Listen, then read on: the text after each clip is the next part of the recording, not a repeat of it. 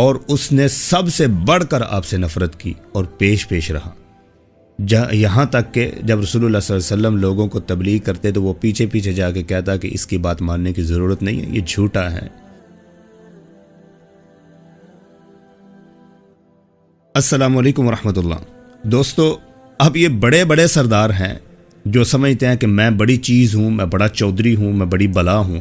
وہ سارے بیٹھ کر لوگوں کو قرآن مجید سے دور رکھنے کے لیے اپنی رائے اور اپنی میٹنگز کر رہے، اور پھر اس کے اتفاق کے بعد اٹھے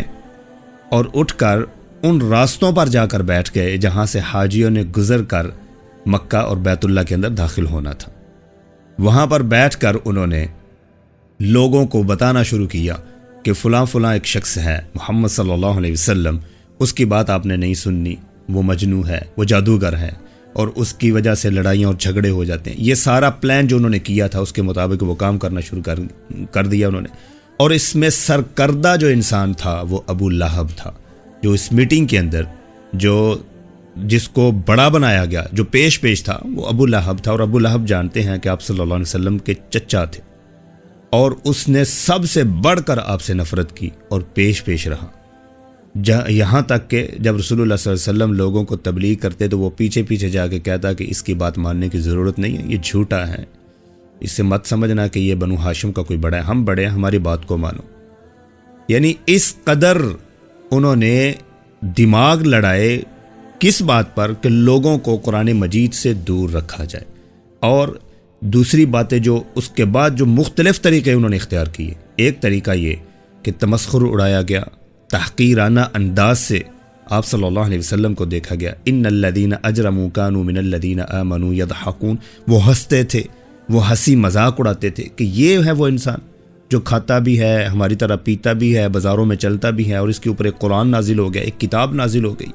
یعنی لوگوں کو بد دل کرنے کے لیے، قرآن سے دور کرنے کے لیے، جذبے کو کمزور کرنے کے لیے انہوں نے ہر وہ حربہ آزمایا جو وہ آزما سکتے تھے، اور پھر تعلیمات کے اندر شک اور شبہ ڈالنے کے لیے رسول اللہ صلی اللہ علیہ وسلم کی تعلیمات کے اندر انہوں نے کہا قالوا اساطیر الاولین، یہ تو پہلے لوگوں کے قصے اور کہانیاں ہیں،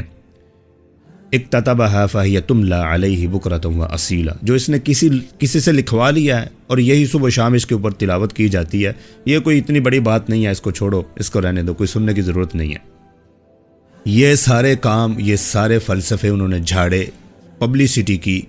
پراپر انہوں نے چیزوں کو وائرل کرنے کی کوشش کی کہ آپ صلی اللہ علیہ وسلم اور قرآن مجید سے لوگوں کو دور رکھا جائے۔ بات کرنے کا مقصد یہ ہے، آپ سے مخاطب ہونے کا مقصد یہ ہے کہ اس وقت کے قریش مکہ کفار جو انکار کرتے تھے رسول اللہ صلی اللہ علیہ وسلم کا، قرآن مجید کا، اللہ کی کتاب کا، انہوں نے ہر وہ حربہ آزمایا لوگوں کو قرآن مجید سے دور رکھنے کے لیے جو وہ آزما سکتے تھے، اور اس میں سب سے بڑھ کر جو پیش لوگ تھے وہ سردار تھے، وہ بڑے بڑے پاٹے خاں اور بڑے بڑے چودھری اور چدراہٹ رکھنے والے لوگ تھے، انہوں نے یہ کام کیا۔ آج ہم کیا کر رہے ہیں؟ میرا اور آپ کا رویہ قرآن مجید کے ساتھ کیا ہے؟ کیا میں اپنی نسلوں کو قرآن مجید سے دور کر رہا ہوں یا نزدیک کر رہا ہوں؟ میرے ذہن میں کیا فلسفہ ہے، کیا وہ چیز ہے؟ قریش مکہ تو اس لیے لوگوں کو قرآن مجید سے دور کرنے کی کوشش کر رہے تھے کہ وہ جانتے تھے اس کے اندر اتنی گہری تاثیر ہے، جو بھی اس کو سنے گا اس کے اوپر ایک جادو طاری ہو جائے گا اور وہ اس کو مانے گا، وہ لا الہ الا اللہ پڑھے بغیر نہیں رکے گا، اور پھر وہ اللہ کے علاوہ کسی سے نہیں ڈرے گا، کسی کے سامنے نہیں جھکے گا، اور ہماری سرداری چلی جائے گی۔ یہ فلسفہ تھا۔ اور ہم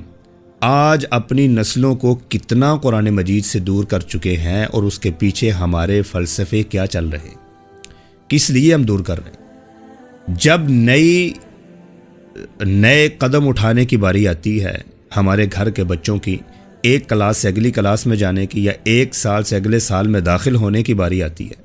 تو ہم میٹنگز کرتے ہیں، ہم گھر میں بیٹھ کے ان کے فیوچر کے بارے میں سوچتے ہیں، اور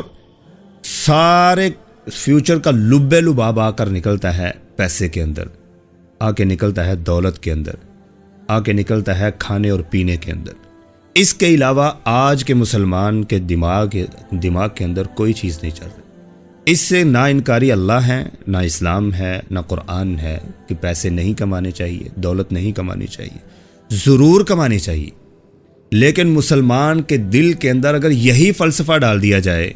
اس کے دماغ کے اندر یہی فطور بھر دیا جائے کہ تو نے مادیت کے علاوہ کوئی بھی تعلیم حاصل نہیں کرنی جس سے تو مادیت کو کما سکے، تو پھر وہ کیا کرے گا؟ معاشرے کے اندر جا کر وہ کون سی چیز پھیلانے کا وہ سلسلہ جاری کرے گا؟ مادیت کی محبت، مادیت کی چاہت، تمنائیں، آرزویں، الٹی سیدھی خواہشیں، برے نفس کی خواہشوں کو پورا کرنے کے لیے اس کی ساری جد و جہد ہوگی۔ آج ہو رہی ہے یا نہیں ہے؟